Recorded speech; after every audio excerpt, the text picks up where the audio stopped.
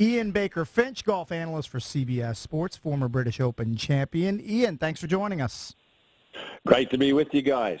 What an exciting weekend. Yeah, super exciting. I mean, I don't know where to rank these things. We've seen so many great Masters through the years, but just a riveting back nine. It never disappointed. The back and forth between Sergio and Justin Rose. Were you like most of us when it started to turn and go south for Sergio, that you thought he probably won't recover from this? I did when he went bogey at 10 and 11. Right. And then he hit the poor drive at 13 and had to take the unplayable lie. Right. But, you know, he's always been a reluctant celebrator. You know, when something goes good, he knows that, hey, I know I get a bit nervous at the end. I'm just going to stay calm. But when he made that putt for par and then hit the great shot into 14 and then obviously again at 15, but he started to really show that he was pumped up and fired up.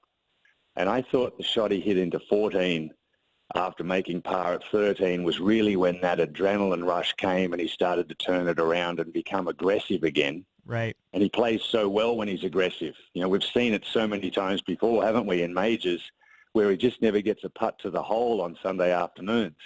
But when he's aggressive, he's hard to beat. Right.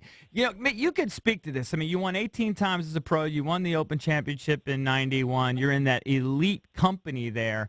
And those of us that are 15 handicaps that just play, you know, occasionally we have matches with guys, and I know the pressure that I feel. I don't even know these guys. Look, they weren't like missing shots either. These guys were really hitting the ball well, I thought, for the most part on the back nine, and a couple putts might have slid here and there. But what, as a professional, as someone that's won a major championship, how much nerves are you actually feeling, and how are you able to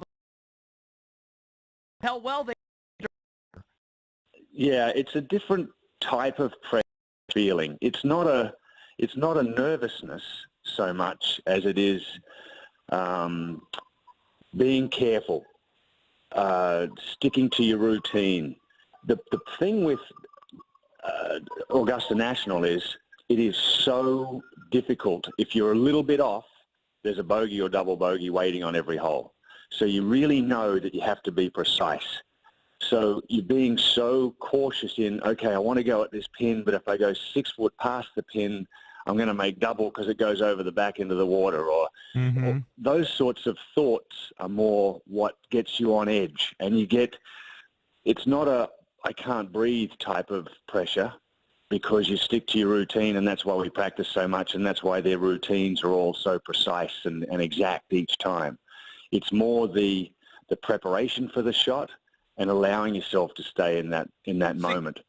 But it's, you know, you saw some of the putts. If Sergio had putted well yesterday, he would have won by 4. Right. He missed 4 short putts, 3 of them on holes that I was covering. So the pressure is immense, and it builds and it builds and it builds. And when you haven't won one before, it even builds a little more, like for Sergio. It was just a unbelievable feeling of exhilaration for him to be able to get it done finally. I wouldn't be surprised if he doesn't go on and win 3 or 4 more. Yeah, I mean, it seems long overdue. I think the number is 22 top 10s in majors before this one. We all know how he performs in the Ryder Cup, and that's what actually always kind of befuddled me, is that this guy can play incredible golf on the big stage with everything riding on it, right? I mean, a lot of people will say Ryder Cup pressure might even be a notch above this kind of pressure, right? So it just that's what they all say. Yeah, for sure. The Ryder Cup pressure is just immense. It really is hard to breathe on the first tee for those guys. Right. So it's just incredible that it took this long.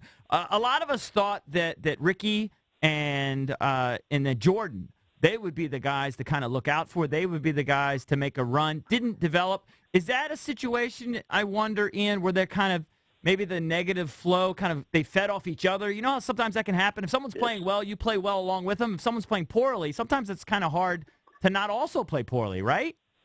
Yeah, I agree. You've been listening to us on the CBS telecasts, because Nick and I talk about that all the time. The negative flow does drag you down at times, as does the positive flow in a group like Justin Rose and Sergio yesterday. Right. So, yeah, I was shocked. I was with Nick. I actually thought Jordan Spieth would set the pace early, and he would be the guy at the end that would be people would be challenging him. I was shocked that they both sort of crumbled and ended up finishing. They were outside the 10, weren't they? I think they were 11th and 12th. Yeah, I think they tied for 11th, when it was all said and done. Yeah. What about the old guys? So I'm 47 now, so I'm not rooting for the old guys. I'm rooting for Phil. I find him to be fascinating, and he's still got so much talent. He obviously could still win. He kind of faded, though, on the weekend. And then, okay, no one expects Freddie to win, at this age anymore, but he's now 57 years old. He's made 6 cuts out of the last 7 at Augusta, and I believe all top 20s. What he's able to do is remarkable at his age. Yeah, I know. He just keeps going, doesn't he? And he has the body type. He's so strong and so supple that he could go on contending in majors into his 50s like Jack Nicklaus did. Jack shot 10 rounds under par in his 50s.